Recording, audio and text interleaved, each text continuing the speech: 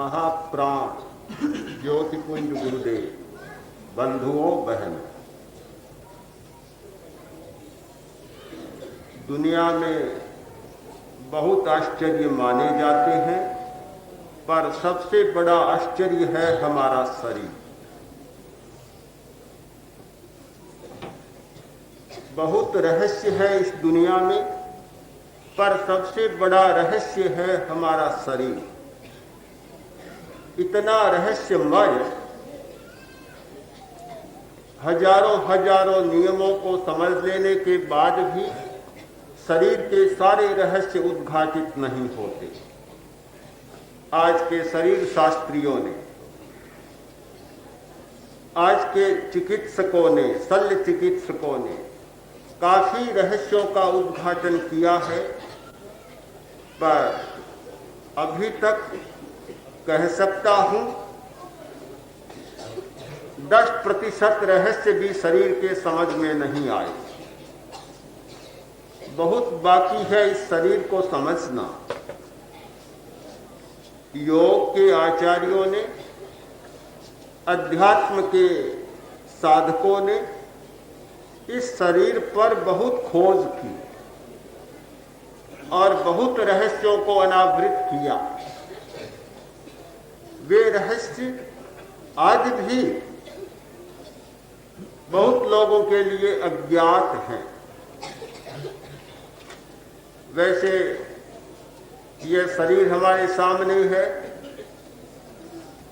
एक स्थूल दृष्टि से देखने वाला देखता है सबसे पहले चमड़ी को और रंग रूप को, आकार को। फिर कोई गहरे में जाता है तो समझ में आता है कि शरीर में मांस है, रक्त है, हड्डियां है, मज्जा है। और अधिक जानने वाला एक एक अवयव की संरचना को जान लेता है और उनके फंक्शन को भी जान लेता है, उनके क्रियाकलाप को भी जान लेता है। क्या इतना ही है हमारा शरीर?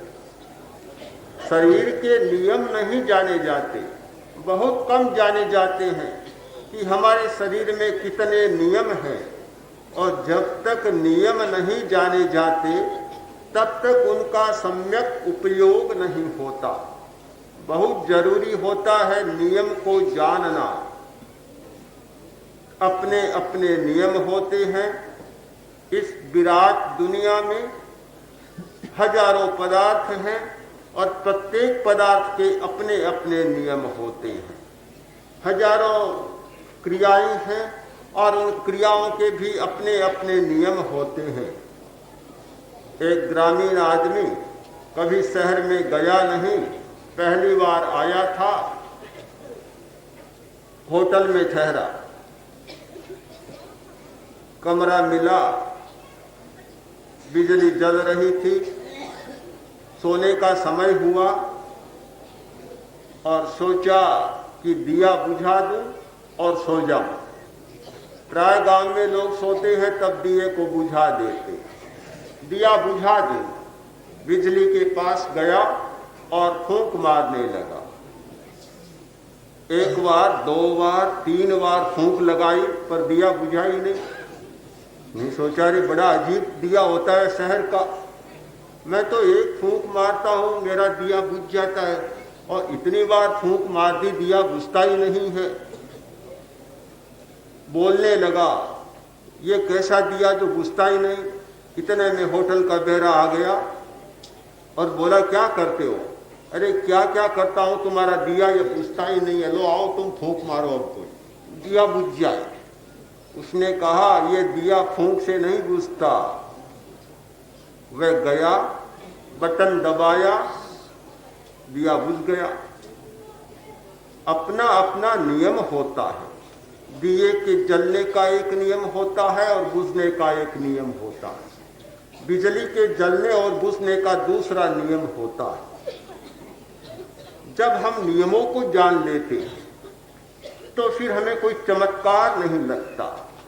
आज जितने चमत्कार माने जाते हैं दुनिया में चमत्कार कोई होता ही नहीं। ये हमारी भ्रांत धारणा है कि हम किसी बात को चमत्कार मान लेते हैं। जिस नियम का हमें ज्ञान नहीं होता वह हमारे लिए चमत्कार हो जाता है, और नियम का पता चल जाता है फिर कोई चमत्कार नहीं होता। एक हठयोगी अपनी नाड़ी को बंद कर लेता है, हृदय की धड़कन को बिल्कुल बंद कर देता, न नाड़ी का स्पंदन न हृदय की धड़कन, कुछ भी नहीं। लोगों के लिए बड़ा चमत्कार है। ये कैसे हो सकता है कि जीवित आदमी जी रहा है, नाड़ी का स्पंदन नहीं है, हृदय की धड़कन नहीं है? ये कैसे? न ऑक्सीजन मिल रहा है न कुछ और क्रिया हो रही है, पूरा शरीर बिल्कुल मृत जैसा पड़ा है, कुछ भी नहीं। बड़ा चमत्कार लगता है, पर कुछ भी चमत्कार नहीं। जो इस नियम को जानता है उसके लिए कोई चमत्कार नहीं है। चमत्कार कुछ नहीं होता, अज्ञान में चमत्कार होता है, और जब जानकारी बढ़ती है तो सारे चमत्कार गायब हो जाते हैं। यह एक अज्ञान का चमत्कार। शरीर के बारे में भी यही बात है कि हम शरीर को जानते हैं स्थूल दृष्टि से, किंतु जब तक प्राण विद्युत को ठीक से नहीं जान लिया जाता तब तक शरीर के नियमों का हमें पता नहीं चलता। हमारा शरीर केवल अस्थि, मांस और मज्जा का शरीर नहीं है, प्राण शक्ति से संचालित शरीर है। इसमें प्राण विद्युत है, इसमें चुंबक है और चेतना, तीन चीजें काम कर रही है। चेतना मूल तत्व है, और चेतना के द्वारा काम करने वाला दूसरा तत्व है प्राण, और तीसरा है चुंबकीय भाव। ये चुंबक शक्ति बाहरी प्रभावों को आकर्षित करती है। चुंबक के साथ हमारा संबंध स्थापित होता है। हमारी दुनिया में चुंबकीय प्रभाव बहुत होता है। उत्तरी ध्रुव से दक्षिणी ध्रुव का और अंतर्ग्रही क्षेत्रों का, सारे सौर मंडल से आने वाले विकिरणों का मनुष्य के शरीर पर प्रभाव इसीलिए होता है कि इसमें चुंबकीय शक्ति है, और चुंबकीय शक्ति के कारण वह दूसरे तत्वों को आकर्षित करता है, और इस चुंबक शक्ति के आधार पर हमारे शरीर में बहुत नियम बनते हैं, और उन नियमों की यत्र तत्र थोड़ी सी व्याख्या हमें मिलती है। अध्ययन कहाँ करें, किस दिशा में बैठे, तो उत्तर की ओर मुंह करें, सोए तब सिरहाना किधर करें, किस दिशा में करें, भोजन किस दिशा में करें, ये सारे नियम बनाए गए चुंबकीय शक्ति के आधार पर और चुंबकीय प्रभाव के आधार पर। मनुष्य बहुत प्रभावित होता है शरीर की व्याख्या जानने के लिए, शरीर के नियमों को जानने के लिए चुंबकीय प्रभावों को जान लेना बहुत जरूरी है। साधना के क्षेत्र में प्रवेश करने वाला व्यक्ति इन सारे नियमों को पहले जानता है कि शरीर में कहाँ चुंबक है और कहाँ उसकी विशिष्ट शक्तियां हैं, कहाँ चैतन्य केंद्र हैं। चैतन्य केंद्रों के विषय में अभी आज चर्चा नहीं करनी है, शायद कल हो।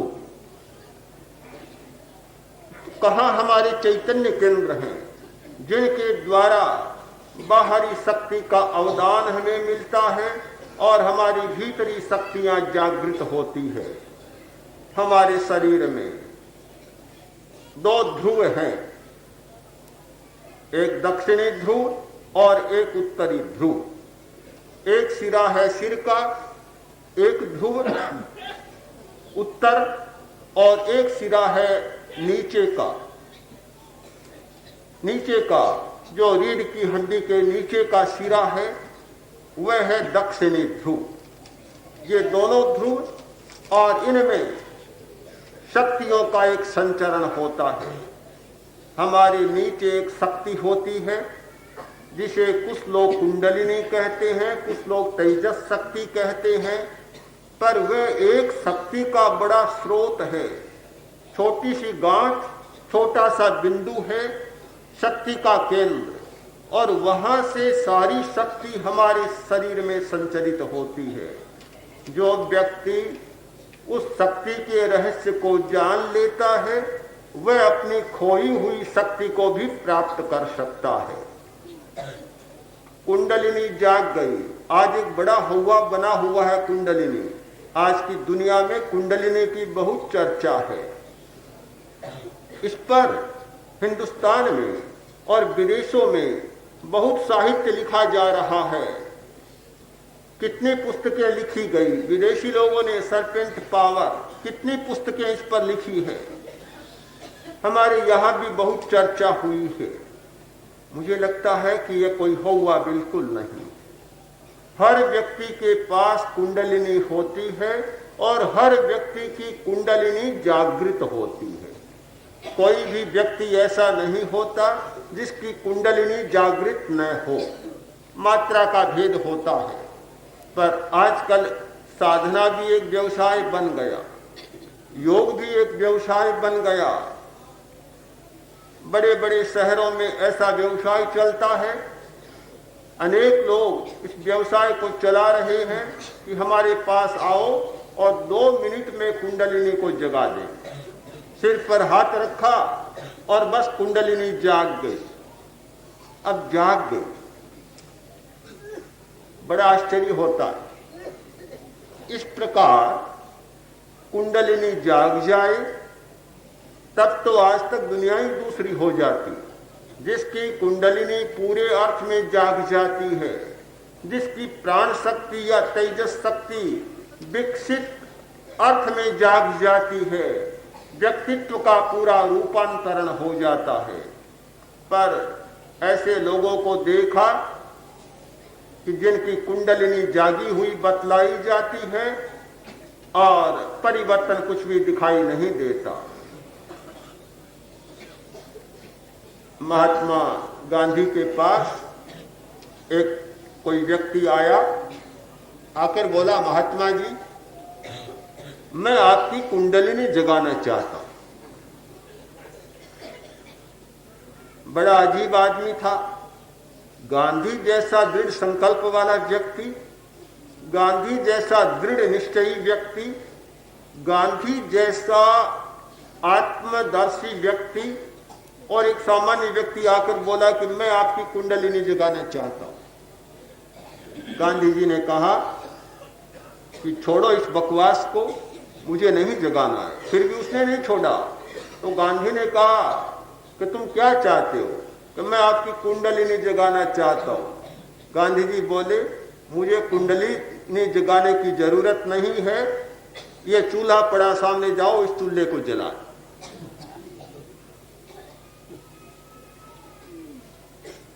बहुत ये चर्चा है। बात तो ठीक है कि जिसकी प्राण शक्ति जाग जाती है वह सचमुच एक निराला व्यक्ति बन जाता है। उसकी वृत्तियां बदल जाती है, आदतें बदल जाती है, स्वभाव बदल जाता है और पूरा व्यक्तित्व रूपांतरित हो जाता है। पर कैसी जागे? जागने की एक सरल प्रक्रिया आपके सामने प्रस्तुत कर रहा हूं। शरीर प्रेक्षा, शरीर को देखना। आपको बड़ा आश्चर्य होगा, ये कौन सी बड़ी बात बतलाई, रोज ही देखते हैं। कौन व्यक्ति जो शरीर को नहीं देखता? उठते ही बहुत लोग हाथों को देखते हैं, अच्छा मानते हैं। उठते हैं तब सबसे पहले किसी दूसरे का मुंह नहीं देखते, अपने हाथों को देखते।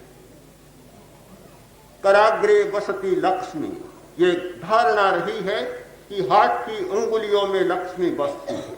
बात तो बहुत अच्छी है, सारी लक्ष्मी इन उंगलियों में बसती है। इन अंगुलियों से परे कहीं लक्ष्मी नहीं है। ऋषि ने कहा था, उपनिषद के ऋषि ने, कि मुझे कुछ भी नहीं चाहिए, मम 10 अंगुलियां है, मेरे पास 10 अंगुलियां हैं, फिर मुझे दुनिया की किसी वस्तु की आवश्यकता नहीं है। जिस व्यक्ति के पास ये 10 अंगुलियां होती है उसे और किसी वस्तु की आवश्यकता नहीं होती।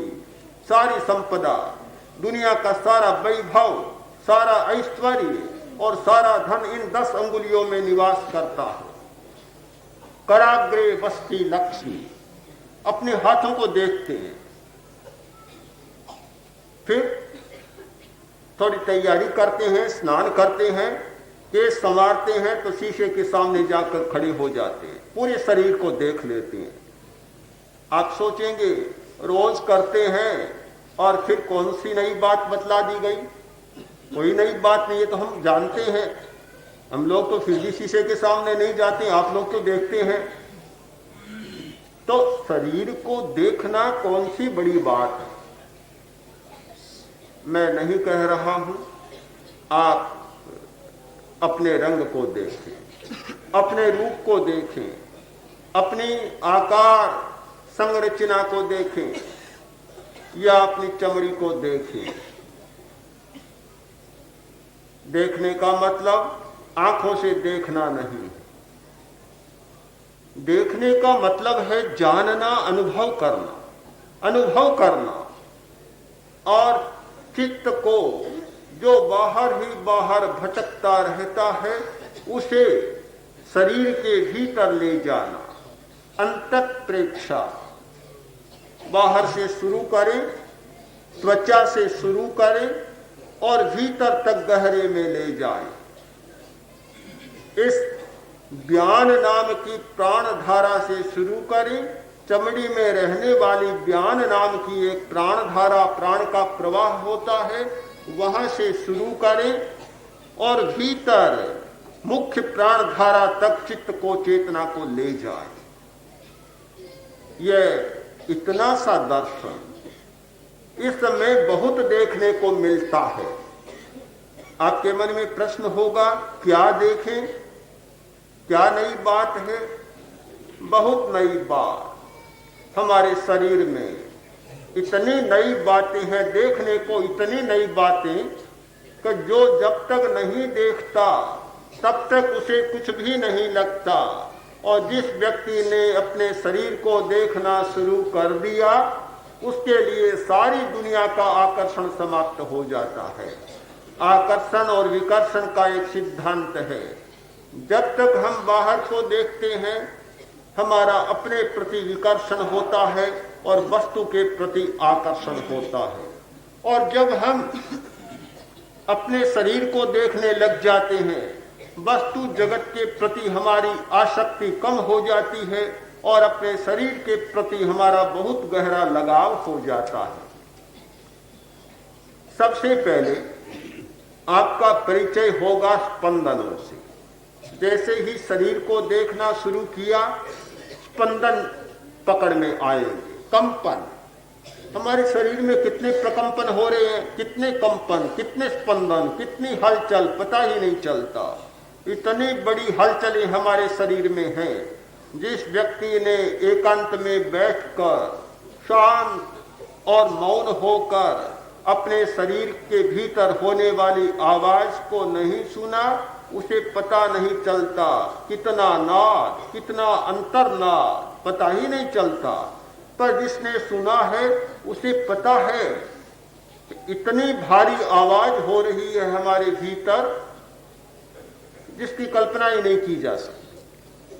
बहुत बड़े बड़े साधक जब साधना की गहराई में जाते हैं और अपने भीतर की आवाज को पकड़ना शुरू करते हैं उनके सामने इतने बड़े बड़े शब्द आते हैं, भयंकर शब्द आ जाते हैं, कभी कभी कान को फाड़ने वाले शब्द आ जाते हैं। कंपन पकड़ में आएंगे। कहां? सारे शरीर में कंपन है। यहां कंपन हो रहा, यहां कंपन हो रहा है, अंगुलियों में भारी प्रकंपन हो रहे हैं। पूरा शरीर जैसे कंपनों का शरीर है हमने शरीर को ऐसा मान रखा है कि ये कोई जड़ स्थूल वस्तु हो। जब भीतर देखना शुरू करेंगे ऐसा लगेगा कि जैसे रुई का फवा होता है या पिघलती हुई बर्फ की जो स्थिति होती है, ऐसा एक रवा रवा आपके सामने अलग से दिखाई देने लग जाए, कंपन ही कंपन। फिर आगे चलेंगे तो रंग दिखाई देंगे, इतने विचित्र रंग जो इस बाहरी दुनिया में देखने को नहीं मिलते। जिस व्यक्ति ने भीतर के रंगों को देखा वे रंग बाहर में दिखाई नहीं देते। शिविर में साधना करने वाले अनेक व्यक्ति जब कहते हैं ये क्या हुआ, आज तक हमने इतना बढ़िया रंग इस दुनिया में नहीं देखा, और कोई गांव का आदमी नहीं जो बाहर में घूमा हो, कलकत्ता में रहने वाला, बंबई में रहने वाला, लंदन में रहने वाले, बाहर खूब घूमने वाले, सारे संसार की परिक्रमा करने वाले लोग कहते हैं कि इस प्रकार के बढ़िया रंग हमने कभी नहीं देखे। और जब दर्शन केंद्र पर दोनों भ्रिकुटियों के बीच एक सूर्य का प्रकाश दर्शन होता है और उस समय जो गुलाबी किरणें, गुलाबी रंग फूटता है, एक बड़ा अजीब सा लगता है। ये रंग दिखाई देते हैं, बिजली का प्रकाश दिखाई देता है, जलती हुई आग दिखाई देती है, और इतना गहरा प्रकाश जैसे मानो सूरज ही उग गया है। कभी चांद का प्रकाश दिखाई देता है। हमारे शरीर में इतनी विचित्र विचित्र बातें भरी पड़ी हैं कि जिनकी कल्पना करना हमारे लिए कठिन है। फिर आगे चलते हैं तो हमारे ज्ञान तंतु जागने शुरू होते, प्राण शक्ति का संतुलन होता है और ज्ञान तंतु जागने लग जाते, उनकी सक्रियता बढ़ जाती है। यह एक हमारा पहला पड़ाव होता है। जब हम इस स्थिति पर पहुंच जाते हैं शरीर को देखते देखते और हमारे ज्ञान तंतु सक्रिय होने लग जाते हैं, तो मानना चाहिए कि हमारा पहला पड़ाव पूरा हो गया। हमारे शरीर में ज्ञान तंतु सारे समूचे नाड़ी संस्थान शरीर में फैला हुआ है, और पूरे शरीर में दो प्रकार के तंतु हैं, ज्ञान तंतु और कर्म तंतु, सेंसरी नर्व और मोटार नर्व, ये फैले हुए हैं। किंतु ज्ञान तंतु बहुत अविकसित और निष्क्रिय पड़े हैं। ये मेडिकल साइंस को जानने वाला, पढ़ने वाला व्यक्ति तो जानता ही है कि शरीर मस्तिष्क में जो शक्तियां हैं, उन शक्तियों का 10 भाग जागृत है मुश्किल से, और 90 भाग सोए पड़े निष्क्रिय हैं, और 10 भाग का उपयोग भी बहुत कम लोग कर पाते हैं। सामान्य आदमी तो 5% शक्ति का उपयोग करता है, 95% शक्तियां सोई हुई रहती। जहां इतना सोया पड़ा है फिर कैसे काम चले। और इसमें भी हमारे सिर के जो 2 हिस्से हैं, एक बायां और एक दायां। ये बायां हिस्सा है, ये गणित का, तर्कशास्त्र का, भाषा का प्रतिनिधित्व करता है, और ये सारी शक्तियां यहाँ जागृत होती है। वह तो जागृत है, यानी बुद्धि का क्षेत्र तो हमारा जागृत है, किंतु बुद्धि से परे की जो शक्ति है, अध्यात्म चेतना, उसका हिस्सा है ये दायां मस्तिष्क, जहां परमार्थ की भावना, जहां अंतर्दृष्टि, अंतर्ज्ञान पैदा होता है, वह दायां मस्तिष्क सोया का सोया रह जाता है। शरीर प्रेक्षा के द्वारा जब हम मस्तिष्क की प्रेक्षा करते हैं तो इस दाएं भाग को जगाने का प्रयत्न करते हैं। जब ये दायां भाग जाग जाता है तो हमारी बहुत सारी शक्तियां विकसित हो जाती है। यह एक उपाय है, और इस उपाय की संक्षिप्त सी मात्र सूचना मात्र मैंने चर्चा की। इतना बड़ा विषय जिसकी बहुत विस्तार से चर्चा करना इतने कम समय में संभव नहीं, फिर भी सूचना मैंने इसकी सारी दे दी कि शरीर प्रेक्षा क्या है, कैसे करनी चाहिए और उसका परिणाम क्या होता है। उपाय को जान लेता है वह लाभ उठा लेता है, और जो उपाय को नहीं जानता तो कठिनाई भी पैदा हो जाती है। यही हमारा शरीर। इस शरीर से बड़ा अनर्थ भी किया जा सकता है और इस शरीर से बड़े परमार्थ को भी साधा जा सकता है। एक कहानी के साथ ही इस बात को समाप्त करना चाहता हूँ। राजा ने कोई परीक्षा करनी चाहिए और अपनी 2 रानियों को बुलाकर कहा, जब आज तुम्हें रसोई बनाना और रसोई में जब चूल्हा जलाओ, ईंधन नहीं डालने हैं, गन्ने डालने, गन्नों से रसोई बना। गन्नों की कमी नहीं थी, राजा की क्या कमी थी, गन्ने तैयार आ गए। रसोई बनाने की बात तो जो एक बड़ी रानी थी उसने सोचा ठीक है, शाम को रसोई बनानी है, गन्ने मंगा कर रख दिए और रसोई की तैयारी समय आने पर करने लगी। चूल्हा जलाया, वे गन्ने उसमें सीधे डाल दिए। गीले गन्ने, इतना धुआं हुआ, आंखें फूट गई, सिर भी फूट गया साथ। और जब धुआं होता है सहा नहीं जाता। महिलाएं कैसे सहती है वे ही जाने, जो नहीं सह सकता उसके लिए तो बड़ा कठिन काम होता है। इनके लिए मुश्किल, हाँ इनके लिए भी मुश्किल, हाँ मुश्किल हो जाता है इनके लिए भी। और जले ही नहीं पूरे, केवरा धुआं ही धुआं हो गया, रसोई बनी नहीं, सिर पच्ची करके रह गई, रसोई नहीं बनी। जो छोटी थी उसने सोचा कि रसोई तो बनानी है पर गन्ने गीले हैं, रसोई कैसे बनेगी। उसने लड़कों को बुलाया, बहुत सारे लड़कों को इकट्ठा कर लिया और कहा ये पड़े गन्ने, जो चूसना चाहो वह चूस लो। अब मारवाड़ के लोगों को गन्ना मिल जाए, थली के लोगों को जहां बाजरी होती है गन्ना देखने को नहीं मिलता, और वहां खुली छूट मिल जाए। बच्चों ने जी भर कर गन्ने चूसे और छिलके फेंक दिए, पड़े पड़े सूख गए। और शाम को रसोई बनानी थी, रसोई बनाई, मजे में गन्नों से रसोई बना ली और न धुआं हुआ न कोई कठिनाई हुई और रसोई बन गई। गन्ने से रसोई भी बन गई और गन्ने ने धुआं भी बढ़ा दिया। इस शरीर से पाक भी हो सकता है और इस शरीर से धुआं भी निकल सकता है।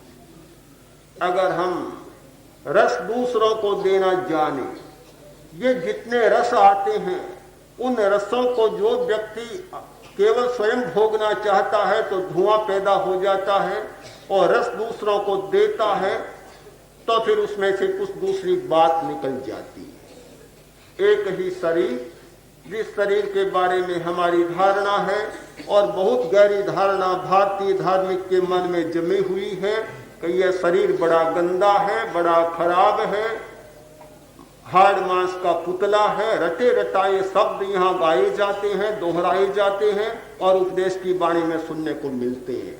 बड़ा खराब है यह शरीर। यह एक पहलू है, सही है, झूठ तो मैं नहीं कहता, सही तो है, पर एक पहलू है, दूसरे पहलू को हम भुला देते हैं। हमारी दुनिया में इस शरीर जैसा परम धाम भी कोई दूसरा नहीं है, इस शरीर जैसा परम पवित्र तीर्थ भी कोई दूसरा नहीं है। सारी शक्तियां, सारी अच्छाइयां इस शरीर में से निकलती है। जिस व्यक्ति ने इस शरीर के रहस्यों को समझने का प्रयत्न नहीं किया वह न धर्म को समझ सकता, न अध्यात्म को समझ सकता और न साधना के रहस्यों को समझ सकता।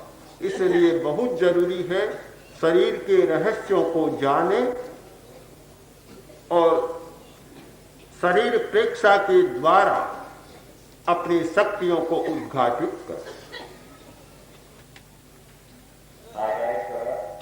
शिविरों में जो लोग ध्यान करते हैं, वे जब शरीर प्रेक्षा करते हैं तब जिस स्थान पर दर्द या पीड़ा होती है उस स्थान पर ध्यान करते समय अत्यंत तीव्र विद्युत के करंट से महसूस होते हैं और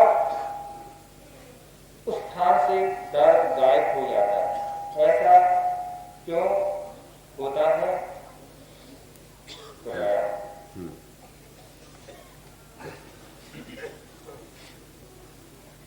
इसके दो कारण। एक कारण है जहां हमारा चित्त जाता है वहां प्राण का प्रवाह जाता है।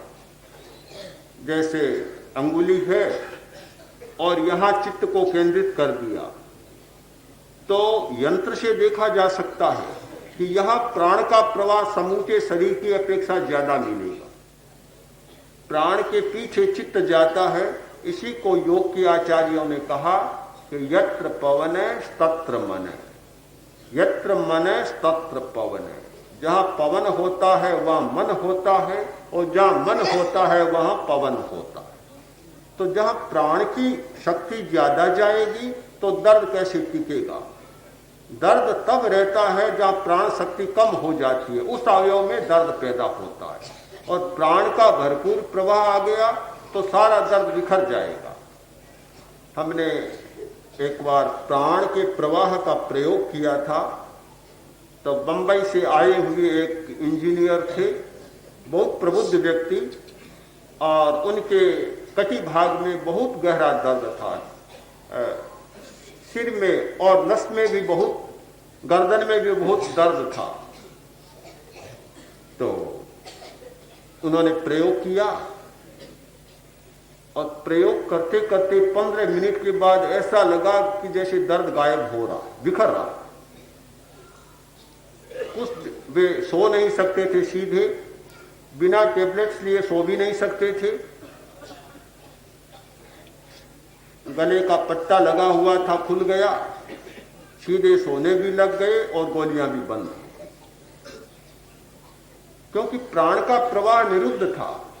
जहां, ये तो सामान्य नियम सब जानते हैं कि जहां रक्त का संचार नहीं होता वह अंग शून्य जैसा हो जाता है, निष्क्रिय हो जाता है।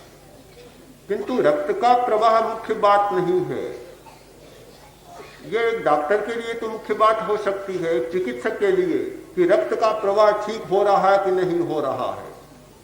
किंतु एक साधक के लिए इससे भी एक सूक्ष्म बात है कि रक्त का संचार ठीक हो रहा है, प्राण विद्युत का संचार ठीक हो रहा है या नहीं हो रहा है, यह मुख्य बात होती है।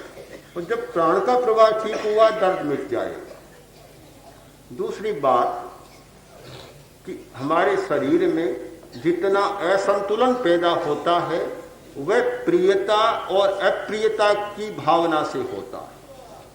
हम दो आयामों में जीते हैं प्राय, या प्रियता का क्षण और या अप्रियता का क्षण। कोई सामने इष्ट वस्तु आती है तो हमारी प्रियता की वृत्ति जाग जाती है, कोई खराब वस्तु सामने आती है तो अप्रियता की वस्तु जाग जाती है।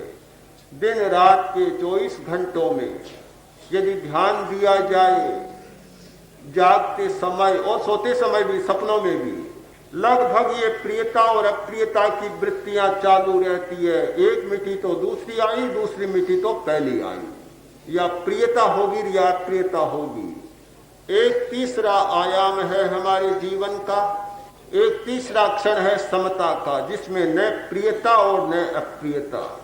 जब हम प्रिय और अप्रिय भावों से मुक्त होकर समभाव के द्वारा प्रेक्षा शुरू करते हैं, अपने शरीर को देखना शुरू करते हैं, तो प्रियता और अप्रियता के क्षणों में जो वृत्तियां जागती हैं, हमारी ग्रंथियों के जो स्राव होते हैं और वे जो जो कठिनाइयां पैदा करते हैं, वे सारी कठिनाइयां एकदम शांत होने लग जाती है। ये दूसरा कारण है कि ध्यान होता है चित्त की शुद्धि के लिए, किंतु साथ साथ हमने देखा कि स्नायुविक बीमारियां तो बहुत जल्दी मिटती है और मानसिक बीमारियां बहुत मिटती हैं, और साथ साथ में शारीरिक बीमारियां भी बहुत ठीक होने लग जाती। प्रश्न है कि शरीर के माध्यम से पौद्गलिक सुख मिलते हैं, पर क्या इस माध्यम से आत्मिक सुख भी मिल सकते हैं? मैंने पहले ही कहानी सुना दी कि गन्ना वही तो है, धुआं भी निकाल लो और रसोई भी बना लो, तो माध्यम ही तो है। इससे शारीरिक सुख भी पालो और आत्मिक सुख भी पालो। आत्मा और है कहाँ? शरीर के बाहर तो कहीं आत्मा है नहीं, है तो भीतर ही। बस जिस क्षण प्रियता और अप्रियता से छुट्टी पालो, यह शरीर आत्मिक सुख का माध्यम बन जाए, और प्रियता और अप्रियता से जोड़ लो इस शरीर को, तो ये पौद्गलिक सुख का साधन बन जाएगा। बहनों और भाइयों, मनुष्य इसी तरह अपने आप में उलझ रहा है जैसे माइक में उलझ गया।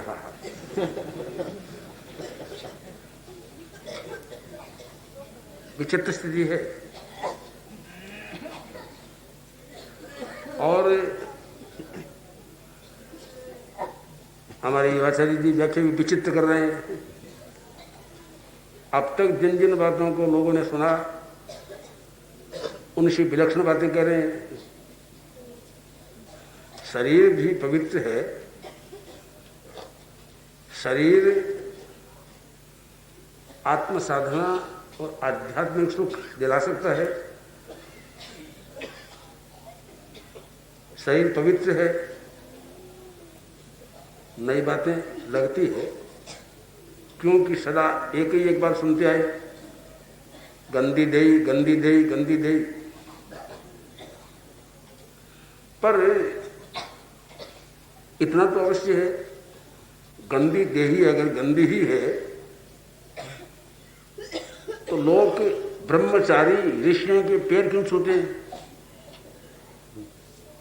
गंदगी तो वही है। फिर तो क्या फर्क है आपके हमारे शरीर में? तपस्या के पैर क्यों छूते हैं? यहां तक कहा गया कि तपस्वियों का पैर नहीं, तपस्वियों का पसीना,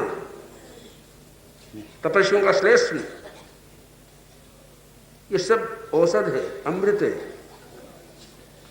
तपस्वियों का थूक अमृत है। सुनते तो आए, तपस्वियों के पैरों की धूल भयंकर बीमारियों को शांत कर सकती है। सुनते तो आए। इन सबको हम भूल जाते हैं और शरीर की गंदगी को याद रखते हैं। क्यों को फौरन थोड़ी सी लगी कि खून निकल गया, पीप निकल गया, हम कहते हैं छी छी खराब हो गया। हमारी दृष्टि कुछ बहिर्मुखा है, बहिर्मुखी दृष्टि है। जब दृष्टि बहिर्मुखी, क्यों आंख बाहर है, भीतर कहां है? आपकी आंख भीतर जमी हुई तो है, लेकिन देखती किसको है? बाह्य पदार्थों को देखती है। मजा है, आंख सबको देखती है, अपने आप को नहीं देखती। आंख की कैसी है, अपनी आंख नहीं देख सकती, दूसरा कोई देखे। क्यों? बहिर्मुखी है। जब दृष्टि बहिर्मुखी है तो अंतर्मुख बात को कैसे समझेंगे हम लोग? अपेक्षा है कि हम दृष्टि को भी बहिर्मुखी नहीं अंतर्मुखी बनाएं, अपने विचारों को अंतर्मुखी बनाएं।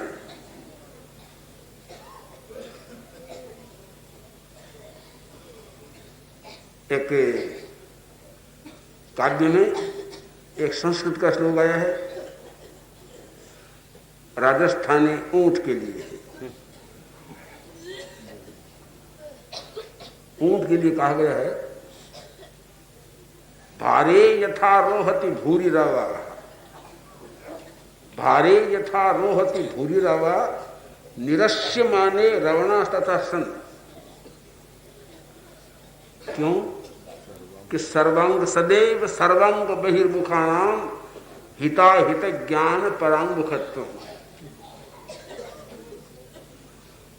आजकल तो ऊंट की सवारी लोगों ने छोड़ दी है प्राय प्राय। जो चढ़ते थे, चढ़े हुए वो जानते, चढ़े हुए हो वो जानते हैं। ऊंट पर अगर सामान लदो तो ऊंट अड़ाएगा, और उतारो तो भी रहेगा। ऊंट पर चढ़ो 3 आदमी तो भी ऊंट रहेगा, खूब जोर से आवाज करेगा, और आप उतरो खाली करो तो भी रहेगा। ये क्या बात? भारे आरोहती भुजिरावा निरस्यमाने पे था।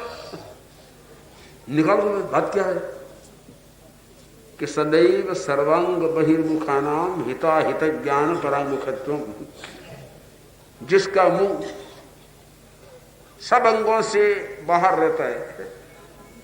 ऊंट का मुंह कहां है? शरीर कहीं है, मुंह कहीं है। जैसे आजकल के मकानों में मकान कहीं है, रसोई कहीं है।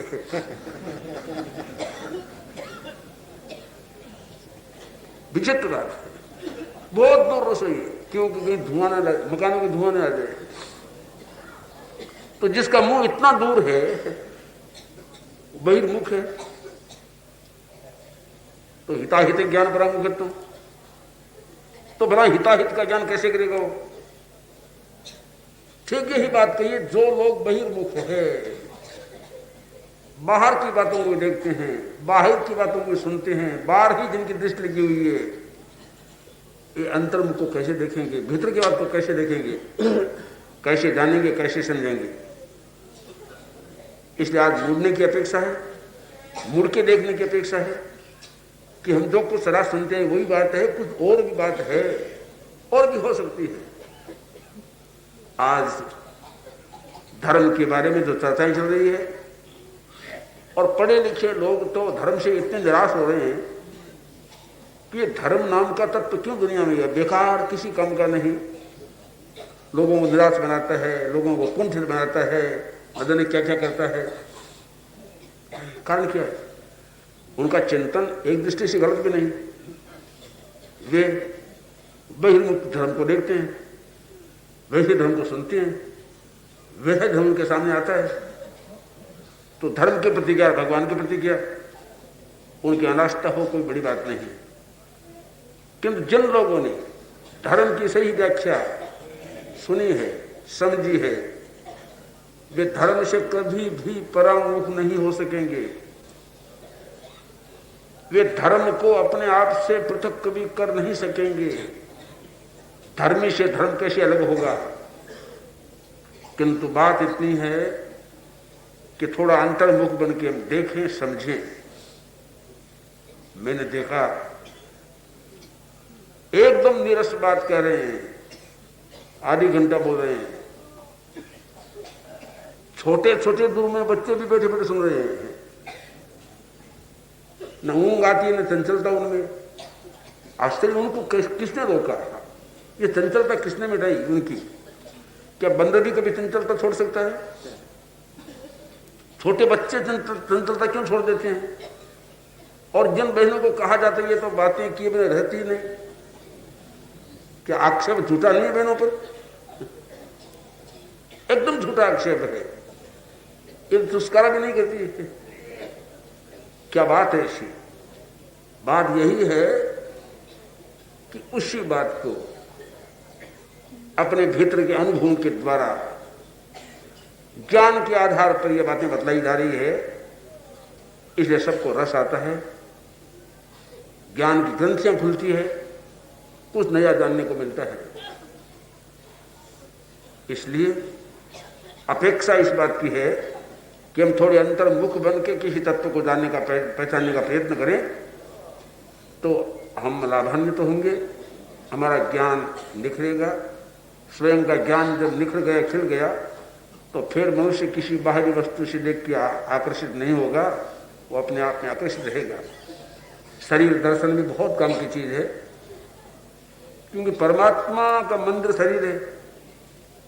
लोग तो मंदिरों में भगवान को बिठाते हैं, मगर तो सबसे बड़ा तो ये मंदिर शरीर है, और इसमें किसी भगवान को लाने की जरूरत नहीं है। भीतर है भगवान, शरीर मंदिर और आत्मा भगवान।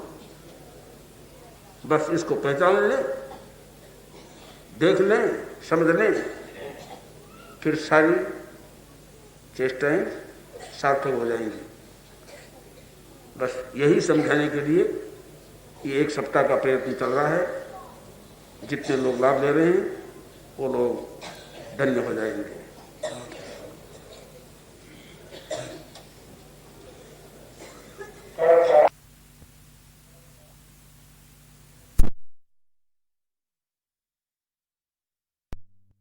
बारे में इस धारणा को लिए बैठा है कि जो स्वभाव हो गया, जो आदत बन गई, जो प्रकृति हो गई, वह भला कैसे बदल सकती है? बदलने की बात नहीं होती।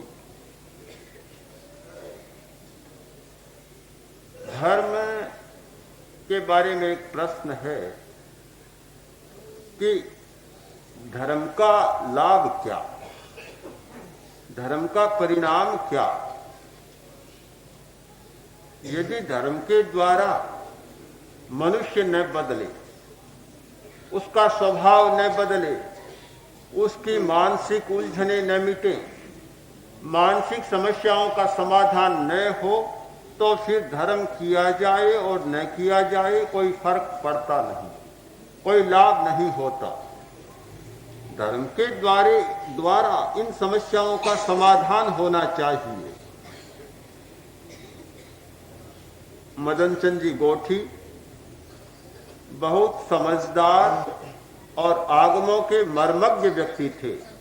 वैसा आगमों का मर्मज्ञ व्यक्ति इधर में मैंने कम देखा। एक दिन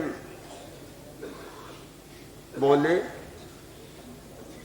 दिल्ली में आचार्य प्रवर का चतुर्मास था, हिंदू महासभा भवन में,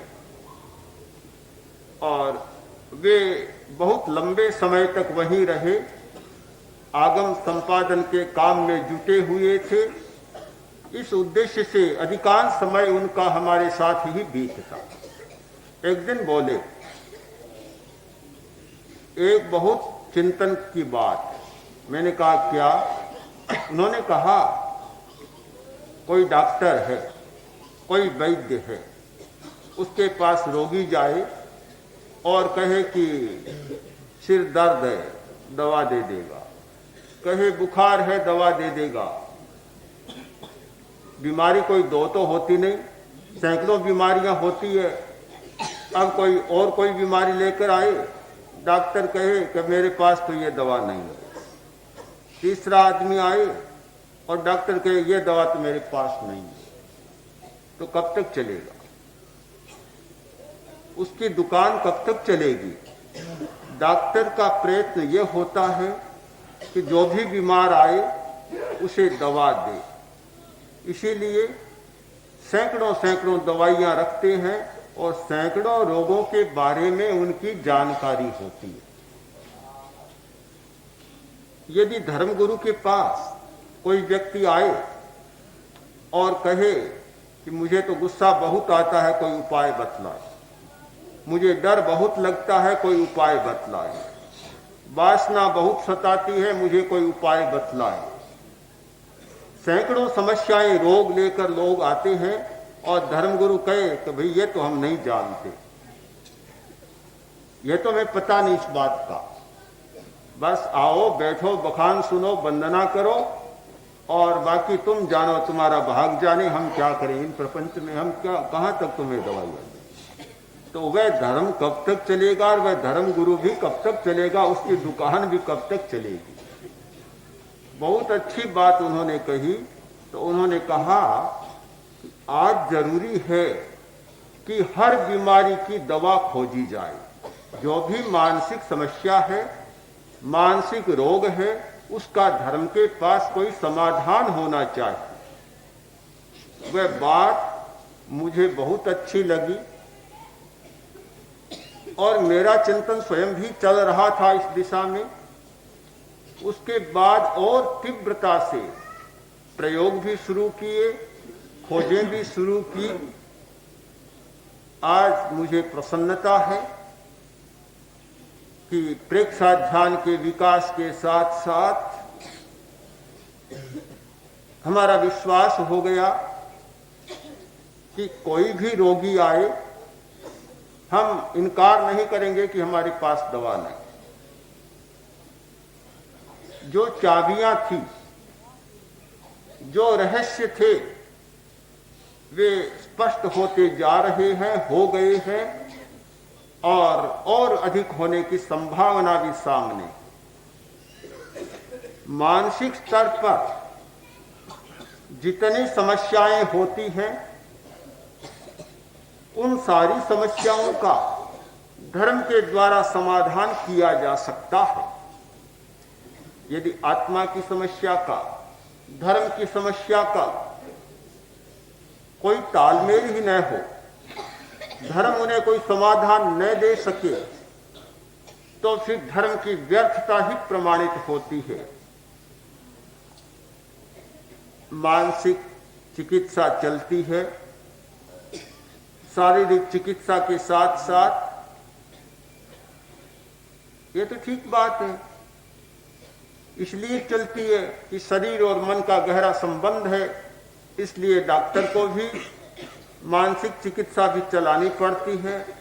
और आजकल इस युग में शरीर की बीमारियां भी बहुत सारी मन से प्रभावित बीमारियां होती हैं, इसीलिए एक शाखा भी चल पड़ी मनोकायिक बीमारियों की, कि बीमारियां वे शारीरिक नहीं किंतु मनोकायिक हैं, साइकोसोमेटिक हैं। तो इसलिए मन पर ध्यान देना भी जरूरी होता है, किंतु धर्म का ये मुख्य काम है कि वह मन को संभाले, मन की स्थिति को ठीक करे, और मन ठीक होता है तो शरीर अपने आप ठीक होता है। हमारी बहुत सारी कठिनाइयां मन के कारण, चेतना के कारण होती हैं, और वह शुद्ध और पवित्र होती है तो शारीरिक स्थितियों पर बहुत प्रभाव होता है। उन रहस्यों के बारे में थोड़ी सी चर्चा करना चाहता हूं। ये चर्चा बौद्धिक चर्चा नहीं, अनुभव की बात। अनुभव का स्तर दूसरा होता है, बुद्धि का स्तर दूसरा होता है। बुद्धि की बात टकराती है। दुनिया में जितने संघर्ष पैदा होते हैं, बुद्धि के द्वारा किए गए होते हैं। बुद्धि टकराती है, संघर्ष पैदा करती है, और जहां अनुभव होता है वहां टकराहट नहीं होती। अनुभव 1000, लाख, करोड़ आदमी मिल जाए, सबका एक होगा। अनुभव में कोई अंतर नहीं हो सकता। और बुद्धि, जितने लोग मिलेंगे उतनी ही भिन्न होगी, उतनी ही टकराहट होगी। बुद्धि की बात का कुछ पता नहीं चलता। एक आदमी ने पूछा, तो भी मैंने सुना तुम बड़े बुद्धिमान हो, हर बात का उत्तर दे देते हो, तो एक बात मैं तुमसे पूछना चाहता हूं, बताओ तुम्हारे इस शहर में कौवे कितने? बोला 5000। और यदि कम निकले तो समझ लेना विदेश चले गए, और ज्यादा निकले तो समझ लेना विदेश से आ गए। ये बुद्धि की बात। बुद्धि के पास समस्या का समाधान करने की शक्ति होती है, पर वह बौद्धिक समाधान बहुत दूरगामी नहीं होता, आगे चल नहीं पाता, और उसका परिणाम भी नहीं होता। किंतु अनुभव जो होता है वह दूरगामी होता है, ठेठ तक उसका निर्वाह होता है, त्रैकालिक होता है, देश काल उसमें कोई व्यवधान नहीं डाल सकता। हमारे शरीर में कुछ विशिष्ट केंद्र हैं, चेतना के केंद्र। वैसे तो समूचे शरीर में चेतना फैली हुई है, नाड़ी संस्थान जहां है वहां चेतना है, किंतु उसमें भी विशिष्ट केंद्र बने हुए हैं। उन केंद्रों की खोज बहुत पुरानी खोज है, कोई नई बात नहीं। हजारों हजारों वर्ष पहले वे केंद्र खोजे जा चुके हैं। आयुर्वेद के चिकित्सकों ने केंद्रों की खोज की। चीन में एक्यूपंक्चर पद्धति चलती है चिकित्सा की, उसने खोज की। और भी धर्म के लोगों ने, साधना के क्षेत्र में काम करने वाले अध्यात्म के साधकों ने केंद्रों की खोज की। यहाँ आयुर्वेद के ग्रंथों में 150 केंद्र बतलाए गए चेतना के, मर्म स्थान कहते हैं। 150 हमारे शरीर में चेतना के विशिष्ट केंद्र हैं। एक्यूपंक्चर पद्धति में सैकड़ों माने जाते थे, किंतु अब और उनका विकास हो गया और इस समय लगभग 60-100 चेतना केंद्र माने जाते हैं शरीर। हठ योग के आचार्यों ने 6, 7 या 9 चेतन केंद्रों की खोज की। तो हमारे शरीर में चैतन्य केंद्रों का एक जाल बिछा हुआ है। वे चैतन्य केंद्र ऊर्जा के बिंदु हैं, जो ऊर्जा को लेते हैं और समूचे शरीर में वितरित करते हैं। वे शक्ति के स्रोत हैं। भीतर से जो प्रवाह आता है उनके माध्यम से प्रकट होता है और वह प्रवाह समूचे शरीर को प्रभावित करता है, हमारी आदतों को प्रभावित करता है, हमारी वृत्तियों को प्रभावित करता है। लेश्या का प्रवाह, सूक्ष्म शरीर से आने वाला लेश्या का प्रवाह यानी भावधारा का प्रवाह उन चैतन्य केंद्रों के माध्यम से इस स्थूल शरीर में आता है। एक आदमी गुस्सा करता है, गुस्सा इस शरीर में गुस्सा करने का कोई कारण नहीं, कोई है ही नहीं कारण, कैसे करेगा?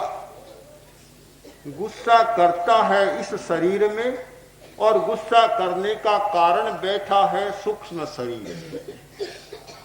वहां से प्रवाह आता है, एक रस आता है, रसायन आता है और वह रसायन जैसे ही आया और यह नाभि के पास एक चैतन्य केंद्र है जिसका नाम है तेजस केंद्र, और डॉक्टरी भाषा में वहां है एक एड्रिनल ग्रंथि। 2 ग्रंथियां होती है, एड्रिनल ग्रंथि है, उपवृक्क ग्रंथि। वह ग्रंथि है, वहां वह रसायन पहुंचा, गुस्सा भड़क जाए, क्रोध, अहंकार, भय, ये सारी वृत्तियां वहां जागती है नाभि के आसपास। हमारी ये जितनी वृत्तियां वे अधिकांश नाभि के आसपास जागती हैं और काम वासना की वृत्ति है उससे नीचे गोनाड से गोनाड ग्लैंड वहां जागती। ये सब केंद्र बने हुए हैं। तो एक आदमी बहुत डरता है, डर का कारण होता है तो भी डरता है और डर का कारण नहीं होता है तो भी डरता है। कुत्ते से भी डरता है, चूहे से भी डरता है। डरता है तो डर कोई बाहरी चीज का नहीं होता, डर होता है अपने भीतर के रसायन का। अगर वह रसायन बदल जाए डर लगेगा ही नहीं। ऐसा किया गया। आज तो प्रयोगों का युग है, अनेक प्रयोग चल रहे हैं और सबसे ज्यादा प्रयोग चूहों पर, बंदरों पर, इन पर, पशुओं पर किए जाते हैं। तो प्रयोग किया गया कि बिल्ली और इधर चूहा। बिल्ली का स्वभाव है कि चूहे को देखते ही झपटती है, चूहे का स्वभाव है कि बिल्ली को देखते ही भाग जाता है, बिल में घुसने का प्रयत्न करता है। दोनों के रसायन बदल दिए गए, इंजेक्शन दिए गए, रसायन बदल दिए। अब यह हुआ कि चूहा बिल्ली पर चढ़ता है और बिल्ली उसे खेल रही, प्यार कर रही, जैसे अपने बच्चे से प्यार करती हो। न बिल्ली चूहे पर झपटती है और न चूहा बिल्ली से डरता है। चूहा भी वही है, बिल्ली भी वही है, दोनों की आदतें भी थी, किंतु भीतर का रसायन बदल दिया, उसकी आक्रामक वृत्ति समाप्त हो गई और उसका डर समाप्त हो गया। मनुष्य की सारी आदतें, उसका स्वभाव, ये रसायनों के द्वारा होने वाला स्वभाव है। हमारे शरीर में इतने केमिकल्स होते हैं, इतने रसायन होते हैं, कर्मशास्त्र की भाषा में इतने रस विपाक होते हैं कि वे सूक्ष्म कण रसायनों के इतने सूक्ष्म जिनका पता भी नहीं चलता। वे रस जैसे जैसे उन ग्रंथियों से, उन चैतन्य केंद्रों से रिश्ते रिश्ते बाहर आते हैं और वे हमारे विचारों को प्रभावित करते हैं, हमारी वृत्तियों को प्रभावित करते हैं और हमारे सारे जीवन को प्रभावित करते हैं। धर्म का काम है उन रसायनों को बदलना।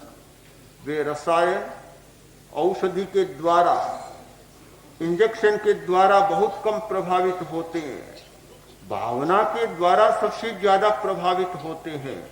भावना, अनुप्रेक्षा और ध्यान का प्रयोग किया जाता है, बहुत सारे रसायन बदल जाते हैं। हमारा ज्योति केंद्र, जहां शरीर शास्त्र की दृष्टि से पीनियल बॉडी, हमारा दर्शन केंद्र जहां पिट्यूटरी ग्लैंड, हमारा विशुद्धि केंद्र जहां थायराइड ग्लैंड, हमारा आनंद केंद्र जहां थाइमस ग्लैंड, इनका बहुत प्रभाव है हमारे जीवन में।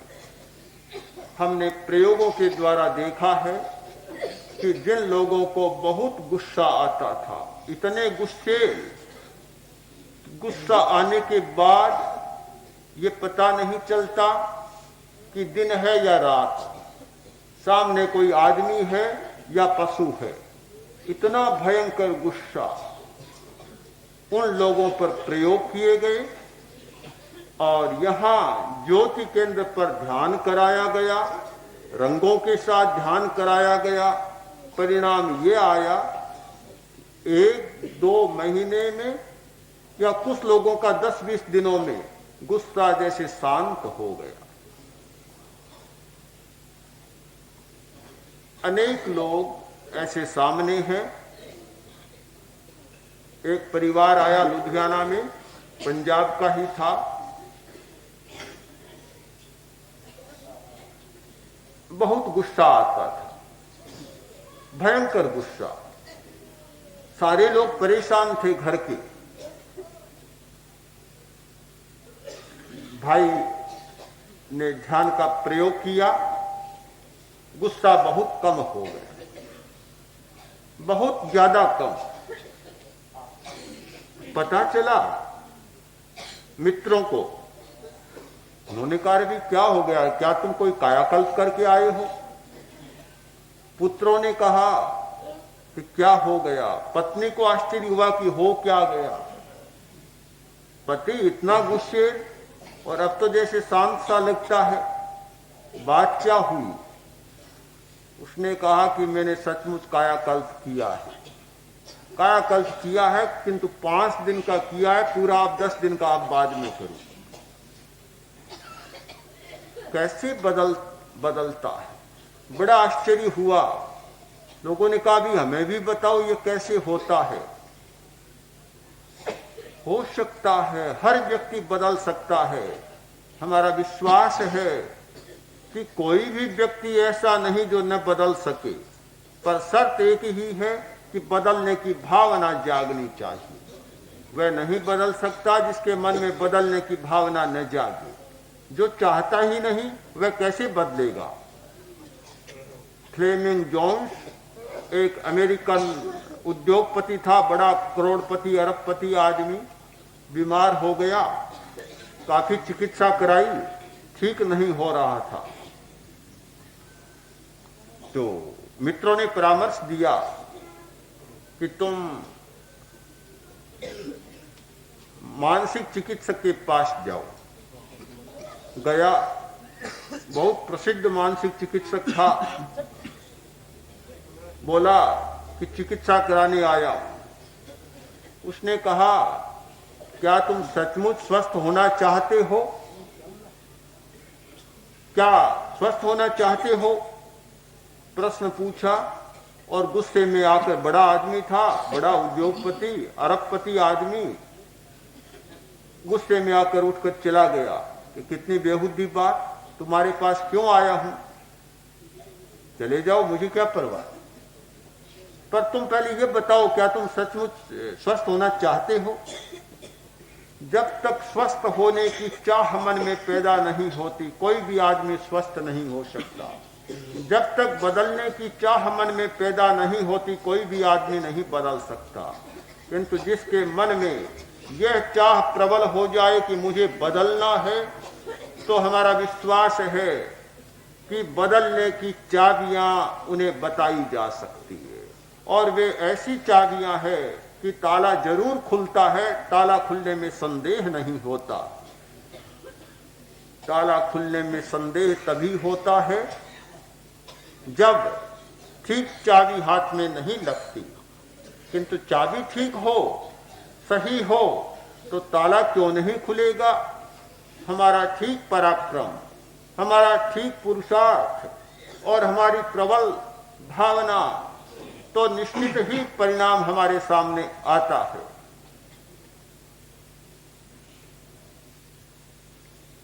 कोई आदमी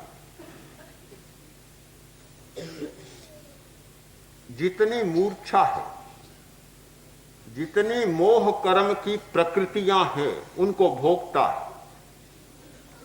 रति, अरति, भय, शोक, घृणा, वासना, क्रोध, अहंकार, माया, लालच, ये सारी जो मूर्छा की प्रकृतियां हैं, इन्हें भोगता है और इसी शरीर के माध्यम से भोगता है।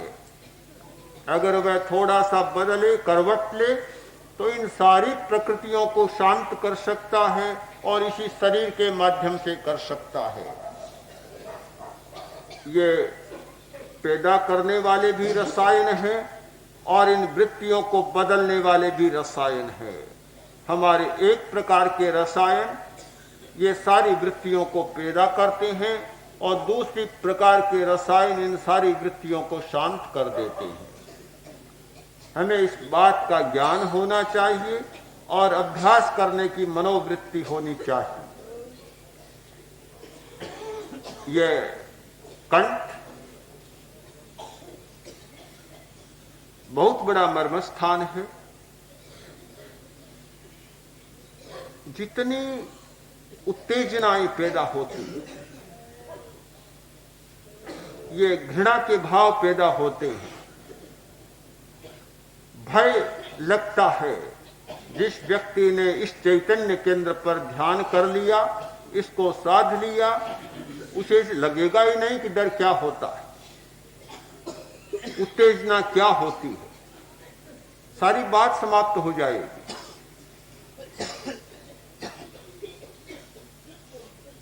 जिस व्यक्ति ने इस दर्शन केंद्र पर ध्यान किया है, उसमें अंतर्दृष्टि जाग जाती, भीतर की गहराई को देखने की शक्ति का विकास हो जाता है। फिर वह बाहरी आकर्षण में नहीं जाता। कितनी लुभावनी वस्तु सामने आए, उसका मन ललचाएगा नहीं, स्वार्थ की वृत्ति नहीं जागेगी, सच्चाई को गहराई के साथ देखेगा। केवल ऊपरी बात में वह अनुरक्त नहीं होगा। हमारे जीवन के दोनों पहलू हैं, एक आदमी को फिसलाने वाला, एक आदमी को ऊपर उठाने वाला। यह मस्तिष्क है का अगला हिस्सा, जिसे मेडिकल साइंस में हाइपोथैलेमस कहते हैं, हमारे समूचे शरीर के तापमान का नियंत्रण करता है। और जितने ग्लैंड्स हैं, ये जितनी ग्रंथियां हैं, अंतःस्रावी ग्रंथियां, उनका नियंत्रण करता है। यहां से पिनियल से बहुत सारे स्राव जाते हैं और वे स्राव हमें प्रभावित करते हैं, किंतु सबका नियंत्रण यहां से होता है। यह मैनेजर का रूम है।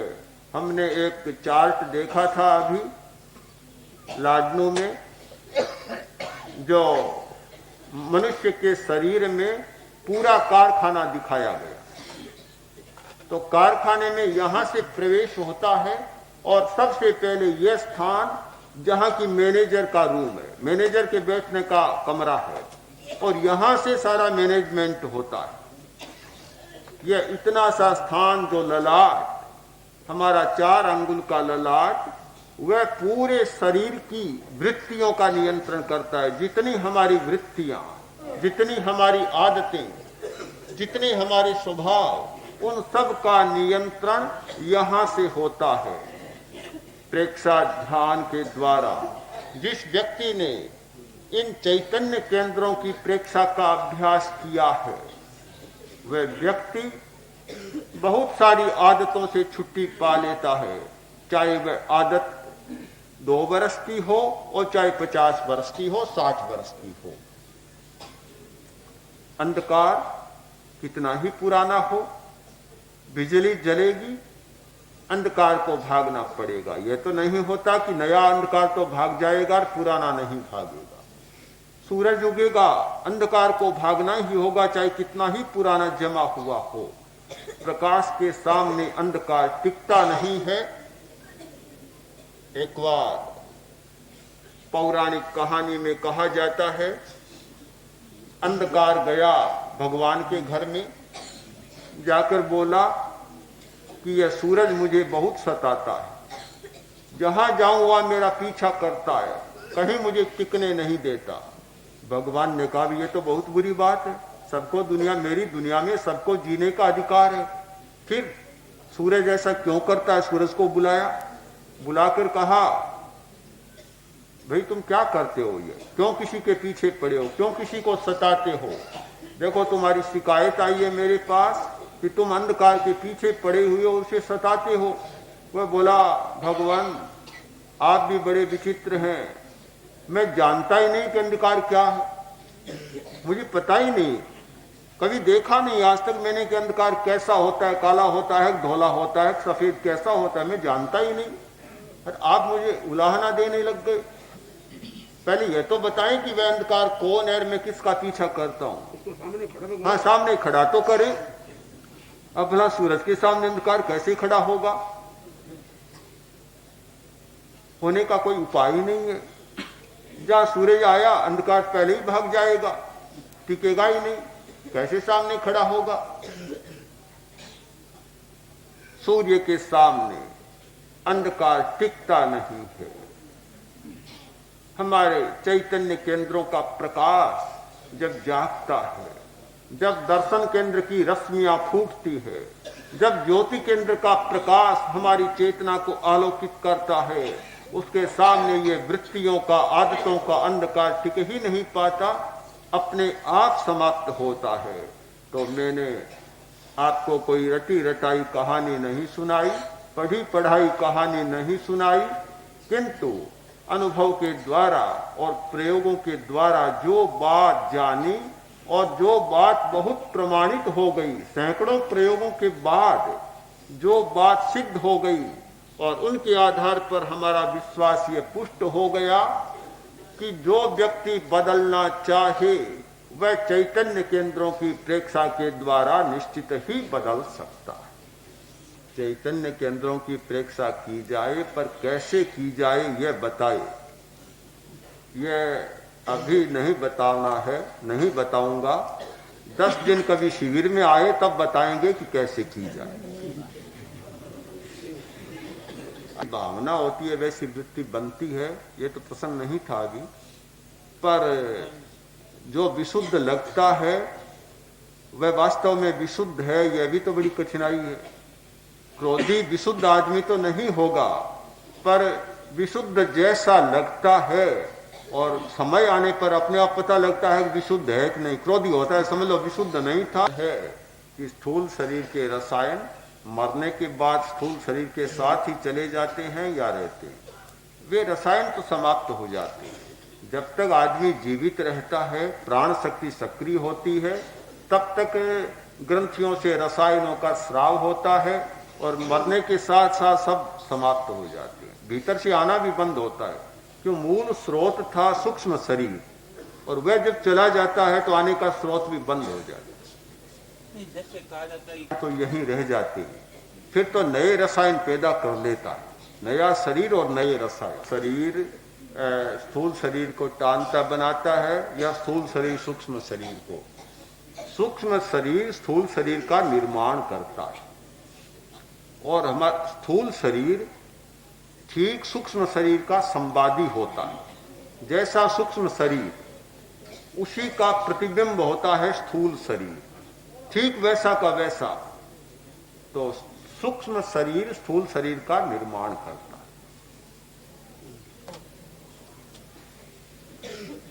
प्रारंभ में ध्यान सालंबन होता है, बिना किसी आलंबन के ध्यान संभव नहीं होता। प्रारंभ में आलंबन लिया जाता था किसी वाक्य का, किसी पद्य का, किसी आकृति का, किसी प्रतिमा का, किसी मूर्ति का। तो उसमें ध्यान जमता था। बाद में कैसा क्रम बना है कि अन्यान्य सभी चीजों के आलंबनों को छोड़ दिया गया, अपना ही आलंबन, अपने भीतर जो आलंबन पड़ा है उसी को आलंबन बना के, लक्ष्य बना के ध्यान किया जाए। न मंदिर की जरूरत है, न मूर्ति की जरूरत है, न झालर की जरूरत है, और न धूप दीप की जरूरत है, और फिर शरीर भी नहीं, नासाग्र आदि इनको भी हमने कौन कर दिया? चैतन्य केंद्र। अगर नासाग्र चैतन्य केंद्र है तो उसको लो, या और कोई भी चैतन्य केंद्र, उन केंद्रों को लो और केंद्रों पर अपना मन टिका के ध्यान किया जाए। इससे लाभ भी में दो हो। पहला लाभ तो ये हुआ कि मन एकाग्र होता है, मन टिकता है। मन का टिकना ध्यान होता है। अगर मन न टिके ध्यान नहीं होता है, एकाग्र हो ही जाता है मन। और दूसरा सबसे बड़ा लाभ, जिसको दुस्संभव असंभव माना जाता था कि स्वभाव तो बदलता ही नहीं, उसको संभव बना दिया गया है। कितना ही संस्कारी स्वभाव क्यों नहीं बन गया, उस स्वभाव को बदला जाता है। किंतु मैं जहां तक समझता हूं, वास्तव में स्वभाव को तो बदलना जरूरी भी नहीं है, संभव भी नहीं है। उस स्वभाव को बदला जा सकता है जिसको हमने स्वभाव मान लिया, मान्यता दे दी, जो है नहीं, मूल में स्वभाव है नहीं, उसको हमने स्वभाव मान लिया। कितनी गलती हुई है। जो वस्तु अपनी नहीं थी उसको हमने अपनी मान लिया। जिसका हमसे कोई नाता नहीं उसको हमने अपना के अपना ही मान लिया और स्वभाव मान लिया। तो इस स्वभाव की खंडन करना, इससे बुद्धि, इस मान्यता की खंडना करना और